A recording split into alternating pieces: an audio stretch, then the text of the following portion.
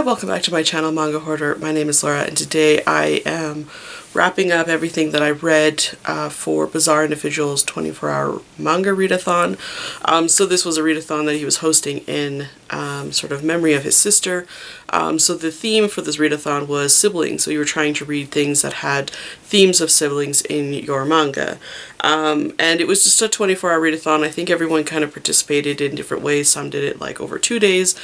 Some started and stopped whenever they felt like it. I tried to do from midnight to midnight, but of course I didn't stay up until midnight the first night, and I didn't get up at midnight. I got up at around like 9 a.m. And I didn't really start reading until about 10. So I read from about 10 until midnight with lots of breaks in between. I ended up completing 15 volumes, which I am pretty happy about. I didn't get through my whole TBR, but that's sort of expected. And I did keep mostly to my TBR for my month, just so that I would actually accomplish most of the reading, because I haven't been doing very well at my TBR jar. So I tried to focus on it because I just realized during the day that I wasn't really going to be able to focus as well, or I was going to fall behind over the month. So at any rate, I'm just going to go through and tell you what I did end up reading and some of my thoughts on them. I really only read 3 titles, so this shouldn't be too long of a video, but we will see how that is. So first off, I ended up reading a shoujo manga. I read 5 volumes and the complete series of Imadoki, or Nowadays, by Uetase. So I read volume 1, 2, 3, 4, and 5.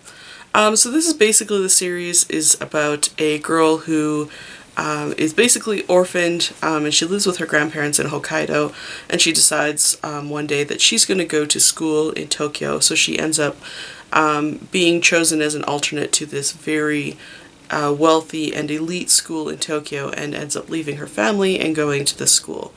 And when she arrives there, she doesn't realize that life is different there. She realizes that what an elite school actually is, and because she is an alternate and she's from a poor family, she is treated like dirt. It really is very reminiscent to Boys Over Flowers, if you've ever read that. And in both cases, the girl is sort of a weed in the story, and she is sort of being trampled on, but at the same time is resilient and is just trying to be kind of friends and helpful with people. And so she kind of makes a declaration of war with the most elite student, who is of course the boy on the cover here, and she tells him, you know, in the middle of assembly, "I'm gonna make you my friend." So like, she doesn't want this place to be so cold and uninviting and horrible. She's going to transform it, and so she just has a lot of courage and moves forward and sort of makes changes in this school.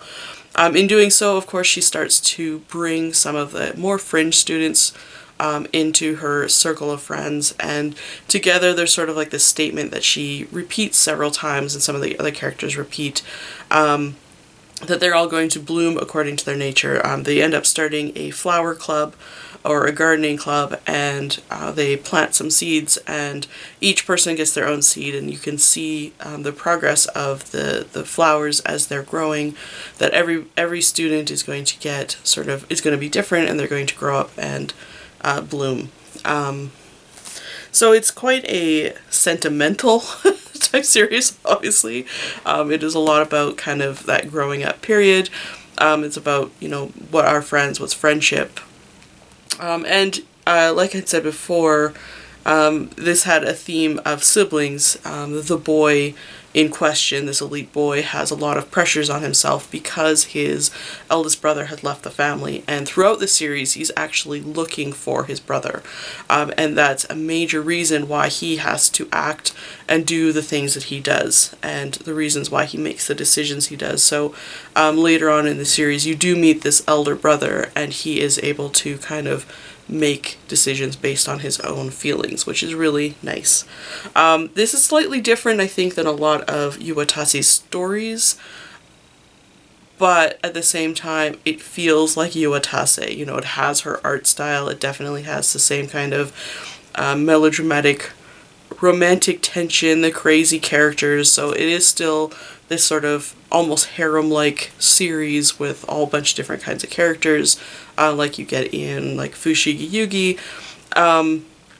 It's just a lot of fun, and in addition to that, it does have this little fox character who is her pet, but also just sort of has a personality and follows her around and just sort of expresses his feelings on the page. So in addition to the story, you get this cute animal following them around. So partly it has siblings, partly I was reading it for the prompt, a character that has an animal companion. So I ended up completing sort of two things during that. I really like the series. I think it's quite a cute one. I think that there are better Yuwatase titles out there, so if you're looking for something that's a little bit more her style, or a little bit more kind of a definition of what you would experience in all of her other series, I think actually Alice 19 is probably the best one that will like give you a taste of every single little thing that she does. It's not her best one. I probably would go between either Saris, which has a little bit more of a darker outcome, or Fushigi Yugi, just because it is sort of her classic, the epitome of her work. That's sort of her most well-known series. So I love all of Yuwatase series. She's one of the very first mangaka that I was aware of. You know, when you're reading as a new reader, you're just enjoying the stories, and then you start to become aware of the creators, and Yuwatase was one of the very first creators that I was aware of, because I started recognizing patterns, and I would be like, that looks like the same as that. And I would be like, oh, this is that creator, and so I would start to seek her out. So I have quite a bit of her stuff, including in Japanese, that was not translated, just because I am a big fan of hers. So Imadoki is a good series, but in the scale of her other works, it's not her best series. So I had fun reading it, though. It's a pretty quick read, and complete in 5 volumes, which is nice. The next title that I read was it's just a one-shot, and it's such a shame because I think it would make a great epic kind of Shonen Jump imprint series. I think this has a great start to it. And that is Laughter at the World's End by Yellow Tanabe. Now, I did have quite a few people ask me on both Instagram as well as on YouTube, where did I pick this up? I ended up getting it from Kinokuniya Singapore. It is not published in North America, so you will have to go to an Asian vendor to end up getting it. But shipping from Asian vendors is quite expensive, so just so that you're aware. But I do think that this is actually worthwhile. This is the same author as Kakaishi, if you're aware of it. It's been out for a long time, and I think out of print now. So the publisher is Shogakukan Asia, and it is in English, and the translation I think is quite good. So I don't think that you would miss out at all from buying this English title from an Asian publisher. It's just a one-shot, and when I was describing it before, I didn't realize that I was basically describing the twist of the story, which is a little bit unfortunate, so try not and go back and look at that. But this is a strong sibling story. It's basically the story of a new world, a post-apocalyptic world where an event has happened. This sort of like this monster or creature or being has come down during this sort of apocalyptic event, and during this time it has transported or transposed its mouth, the demon's mouth or the devil's mouth, onto a number of humans. All of those humans are now eternally alive, and through this new mouth that they have on them, they are able to destroy or to eat other demons. So they are unable to be destroyed themselves by any other means besides by another demon. So we've got here this boy, he's got this mark here on his face, and he is wandering with his sister looking for places to exterminate demons. So he comes to this town that has been threatened by a demon who they have tried to destroy on a number of occasions, and so now he's come and make a deal with this town to say, I will get rid of this demon for you. So that's basically what the plot premise is. There's a lot more to it. It was really thought-provoking. It was really sweet, his relationship with his sister. It's quite cute, but at the same time it's incredibly sad.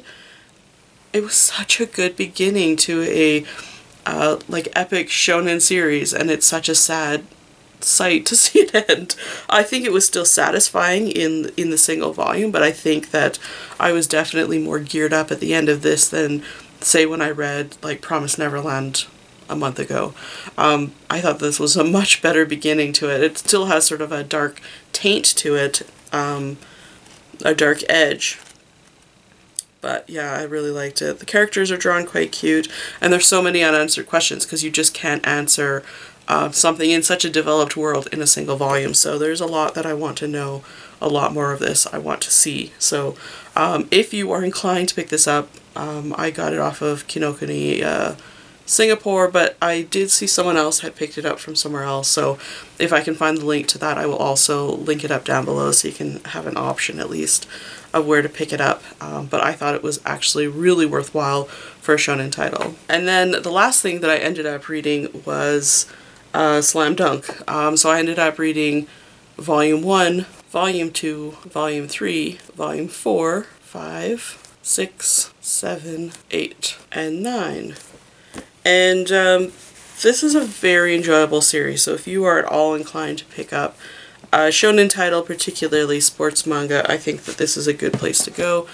It really does compete for my top place in sports titles. In addition to that, the very first volume actually has color pages, which is just an extra delightful bonus. So Slam Dunk is I think pretty obvious from the cover. It is a story, a sports manga about basketball. It is featuring this lead character, Sakuragi, who is on the cover, Sakuragi Hanamichi, and he has, red hair, and he has the coiffed, Yankee hairstyle, obviously is a thug, and is, a very fiery, passionate character. In the beginning, he is jilted in love, and he's jilted for a basketball player, and so he initially starts to hate basketball and will beat up anyone who mentions the word basketball, until, of course, he is approached by a very cute girl who is a basketball fanatic and thinks that he would be great on the team. He falls in love instantly, and so ends up trying out, and, in attempts to impress her, and he tries to impress her for a lot of volumes, so he really has a steadfast romantic inclination, I think, for this girl. He is trying to impress her throughout all of these volumes that I've showed you. He progresses as a character, he progresses a personality, and he progresses in his sport. He starts out in the series as a complete newbie. He doesn't know the rules, he doesn't know the sport. He does have natural athleticism because, he is a great fighter. He's fast and he's tough, but he isn't necessarily coordinated and ready to play the game. And so it takes him a long time to develop his skills, which I think is actually slightly different from a lot of the sports manga that you're going to end up reading, because a lot of the times the character has been developing the skills, they just didn't know it yet. They didn't know until they approach the sport and they're like, hey, I'm a genius. He says, hey, I'm a genius, but he doesn't have the skills yet, and he hasn't learned how to play the game yet, and so it takes him a long time to get up to the level of the other players. It is a story about this character, and really it is, I think the one thing that will really maybe strike you in this one in particular is that Takehiko Inoue has such a way with emotional and mental development of characters.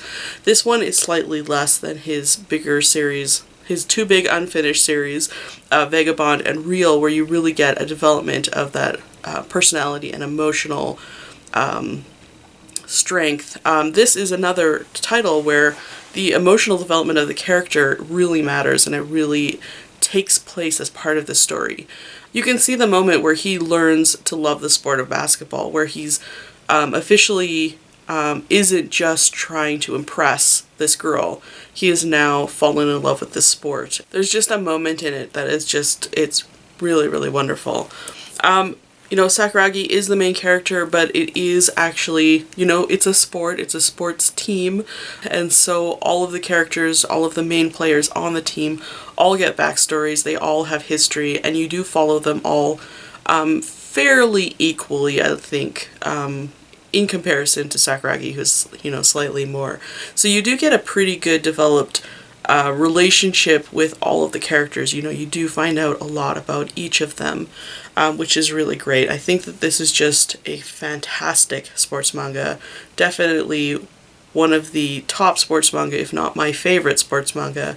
And I don't like basketball, so I think that says a lot for it. It is beautifully illustrated, is beautifully written, and has great characters. And you should pick it up if you haven't already. It's only 32 volumes long. Only. But it is definitely worthwhile. I don't know if I've ever heard anyone say anything bad about it, but if you don't like this series, let me know down below and let me know why you don't like it, because I'd be really curious, because at the moment I see no faults with it. And I have read it before and I can't fault a single volume. I consistently give this series 5 stars every time I read it. So I'd be really curious to see what someone else is seeing when they're reading this, because I think it's brilliant, it's great. So that's everything that I ended up reading for Bazaar's 24-hour readathon. I enjoyed what I read, obviously. I had a good time. I wasn't participating, you know, as actively as I normally do, so unfortunately, you know, no vlog. But maybe for the next one. I think the next readathon I'm participating in will be at the end of next month in May. That's next month, right? And I think it's called Panelathon from the 20th to the 27th. I think that's the dates of it. But that information will be linked down below, so if you're interested in joining that, you should definitely do that as well. I think that one's more sort of general graphic novels and not just manga, so I will be reading other things as well. I think that's it though. Let me know if you participated and what you ended up reading for the readathon. And anyway, thanks so much for watching, and I will see you in the next one. Bye for now.